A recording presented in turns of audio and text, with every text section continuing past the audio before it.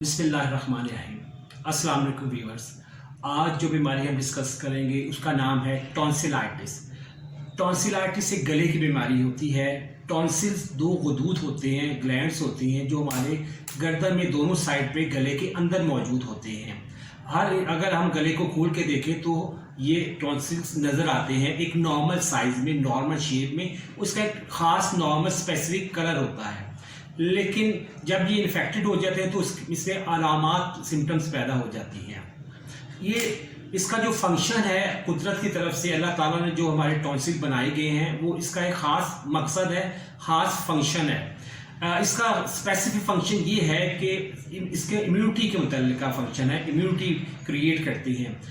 जब हमारे जिस्म के अंदर मुंह के ज़रिए या नाक के ज़रिए मुख्तलिफ़ किस्म के बैक्टीरिया, वायरसेस या पैथोजेंस या एलर्जेंस, बैक्टीरिया इन्फेक्शन पैदा करते हैं, वायरसेस भी इन्फेक्शन और खराश पैदा करते हैं, और एलर्जन जो होते हैं वो एलर्जी क्रिएट करते हैं, गले में खराश पैदा करते हैं, गले में सोजिश वर्म पैदा करते हैं, जो एलर्जी गले से शुरू होती है और सांस तक भी जा सकती है।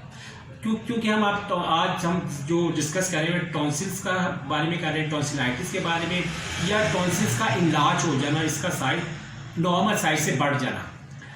तो मैं बता रहा था आपको हर इंसान में टॉन्सिल मौजूद होते हैं, उनका ख़ास साइज़ और ख़ास शेप होती है, और ये नॉर्मल कंडीशन में इसमें कोई चेंजेस नहीं आती। लेकिन कुछ लोगों में जिनकी इम्यूनिटी कमज़ोर होती है तो इसमें बार बार इन्फेक्शन हो जाता है, सोजिश हो जाती है, मुख्तलिफ़ किस्म की बैक्टीरिया जाने की वजह से, वायरस जाने की वजह से, या एलर्जन जाने की वजह से। एलर्जन मुख्तलिफ़ किस्म के पार्टिकल्स हो सकते हैं, ये डस्ट पार्टिकल्स भी हो सकती हैं, और ठंडी चीज़ें, खट्टी सिट्रस वाली चीज़ें भी हो सकती हैं। इसके अलावा ये जो गैर मियारी चीज़ें होती हैं, सब स्टैंडर्ड चीज़ें होती हैं जो मुख्तलिफ़ केमिकल जिसमें कंटामिनेटेड होती हैं, उसकी वजह से भी ये हो सकता है। ज़्यादातर ये बच्चों में देखने को मिलती है बीमारी। 5 साल से लेकर 15 साल के बच्चों में ये बीमारी बार बार होती है, यानी कि इसकी रिकरेंसी पैदा होती है। कुछ बच्चों में हर 15 दिन बाद, 20 दिन बाद या महीने बाद टॉन्सिल इन्फेक्शन हो जाता है, टॉन्सिल में इन्फेक्टेड हो जाते हैं। इसके अब हम बात करते हैं इसकी साइन सिम्टम पे, इसकी अलामात पे। इसकी अलामात में गले में दर्द होता है, गले की गर्दन में दोनों साइड पे टॉन्सिल बढ़े हुए नज़र आते हैं, बाहर से भी नज़र आते हैं। इसके अलावा अगर हम गला खोल के देखें तो गले के अंदर जो टॉन्सिल होंगे वो बड़े बड़े होंगे, रेड कलर के होंगे, और जब ज़्यादा सेकंड स्टेज में चले जाते हैं तो इसमें पस बन जाती है, इन्फेक्शन बढ़ जाता है। तो उसमें छोटी छोटी पस वाली थैलियाँ, रेशे वाली थैलियाँ, पीली पीली कलर की थैलियाँ नज़र आती है।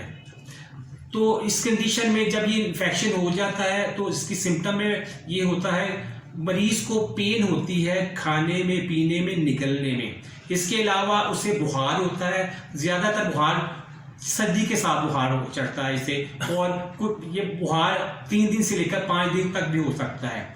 इस दौरान पे मरीज को अद्वियात लेनी पड़ती है, एंटीबायोटिक खानी पड़ती है, वो ओरली भी हो सकती है, इंजेक्टेबल भी हो सकती है। और जिसमें ये बार बार इन्फेक्शन होता है, यानी कि रिकरेंसी होती है, तो मरीज को महीने, 1.5 महीने बाद ये दवाइयों का कोर्स करवाना पड़ता है। फिर एक स्टेज ऐसी आती है कि ये बार बार इन्फेक्शन होने के बाद मौलिज इसको सर्जरी, ऑपरेशन प्रिस्क्राइब किया जाता है। कुछ मरीज सर्जरी से बहुत घबराते हैं, डरते हैं। और इसके अलावा ये भी देखा गया है अगर 50% मरीजों में अगर सर्जरी हो जाए, टॉन्सिल्स को सर्जरी से रिमूव कर दिया जाए, इसके बावजूद जहाँ पे टॉन्सिल्स को रिमूव किया जाता है वो उसको जो नीचे बेसिक जो पोर्शन होता है वो भी सेंसिटिव हो जाता है। पहले जैसा इन्फेक्शन नहीं होता, लेकिन अगर जर्म चले जाए, बैक्टीरिया जाए, तो मामूली माइनर इन्फेक्शन फिर दोबारा भी होने लगता है। तो फिर मरीज सोचता है कि मैं सर्जरी ना करवाता अगर यही बार बार मुझे मसला रहता है। अब हम जिक्र करेंगे होम्योपैथिक मेडिकल सिस्टम का। होम्योपैथिक मेडिकल सिस्टम में इसके भी बेशुमार मेडिसिन मौजूद हैं, जिनका कुछ अर्सा रेगुलर कोर्स कर लिया जाए तो मरीज को जो बार बार टेंडेंसी होती है, रिकरेंसी होती है, वो नहीं होती।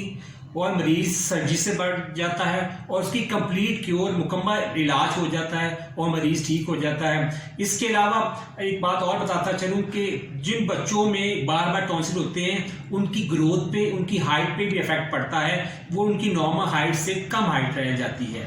इसके अलावा बात इन्फेक्शन रहने के बाद लोगों को मैदे के मसले भी पैदा हो जाते हैं, स्टमक में इन्फेक्शन जाने की वजह से मसूड़ों के गम्स का इन्फेक्शन हो जाता है, दांतों के मसले हो जाते हैं और बाज़ का मरीज की एनर्जी बढ़कर नाक में, गले में और सांस में भी चली जाती है।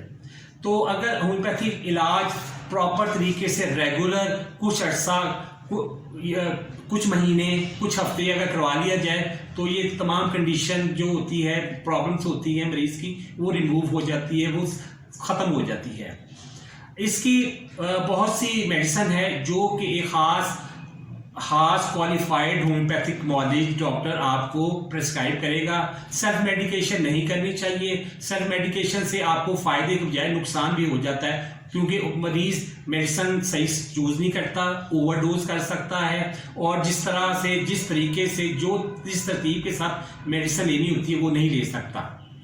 इसमें जो मुख्तलिफ मेडिसिन है जो होम्योपैथिक मेडिकल लिटरेचर में मौजूद है, यानी कि उसकी रिपर्टरी होती है, ख़ास किस्म की होम्योपैथिक रिपर्टरी उसमें मौजूद होती है। उनमें जो ख़ास मशहूर फेमस मेडिसिन है वो है ferrum phos, belladonna, merc sol, baryta carb, calcarea sulph और इसके अलावा ट्यूबरकुलिनम है, सिफ्लिनम है। ये तमाम मेडिसिन आपको एक क्वालिफाइड नॉलेज ही प्रेस्क्राइब कर सकता है। इसलिए जो मरीज ऑपरेशन से बचना चाहते हैं वो होम्योपैथिक ट्रीटमेंट करवाएं। और अगर आपको ये मेरी इंफॉर्मेटिव वीडियो पसंद आई हो तो मेरा चैनल को सब्सक्राइब करना ना भूलिएगा और इसको लाइक और शेयर भी करें। Thank you. अल्लाह हाफ़िज़।